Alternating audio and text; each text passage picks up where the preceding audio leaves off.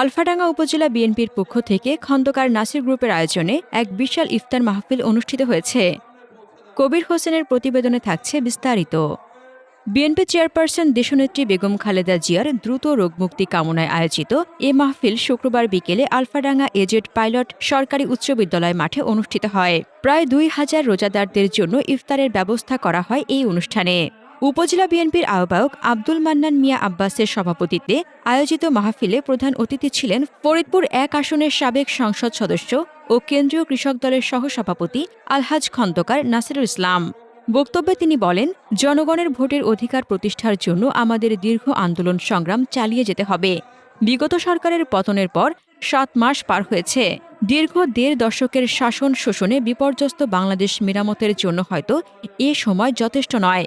তবে অন্তর্বর্তীকালীন সরকারের কার্যক্রম ও পরিকল্পনার রূপরেখা জনগণের সামনে আরও স্পষ্টভাবে উপস্থাপন করা প্রয়োজন। এতে জনমনে থাকা সন্দেহের অবসান হবে। তিনি আরও বলেন, মাহে রমজান ধৈর্য ও আত্মশুদ্ধির মাস।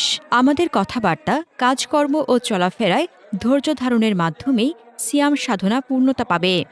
বিএনপির বিরুদ্ধে সকল ষড়যন্ত্র রুখে দিতে আমাদের ঐক্যবদ্ধ থেকে দলীয় কর্মকাণ্ড পরিচালনা করতে হবে এবং তারেক রহমানের হাতকে শক্তিশালী করতে হবে।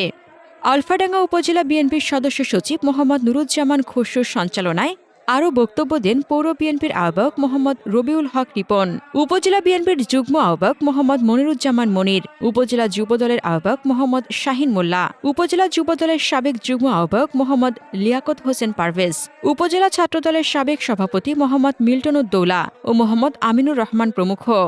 অনুষ্ঠানে বিএনপি ও এর অঙ্গ সংগঠনের নেতাকর্মী, স্থানীয় গণ্যমান্য ব্যক্তি এবং ধর্মপ্রাণ মুসল্লিরা উপস্থিত ছিলেন। সব শেষে দেশনেত্রী বেগম খালেদা জিয়ার দ্রুত সুস্থতা কামনায় মহান আল্লাহর দরবারে বিশেষ দোয়া ও মোনাজাত করা হয়। হাসনাতুজ্জাহান হিমু, দৈনিক খোলা চোখ। আপনার স্বপ্নের যাত্রা হোক ফ্লাই ইনফিনিটির সাথে।